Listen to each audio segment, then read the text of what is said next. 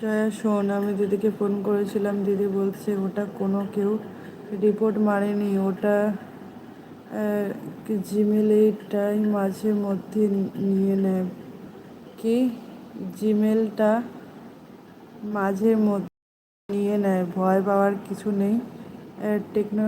Technical issue বুঝলি, তার জন্য একটু কালকে সবাইকে ওই রকম প্রবলেম হচ্ছিল। আচ্ছা, তারপর কি হবে? মানে এটা ঠিক হয়ে যাবে নাকি এরকমই থাকবে?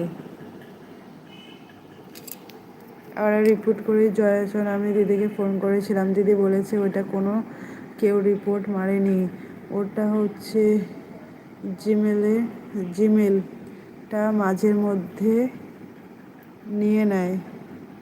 জিমেল নিয়ে নেয়, ভয় পাওয়ার কিছু নেই। টেকনিক্যাল ইস্যু বুঝলি, তার জন্য একটু তার জন্য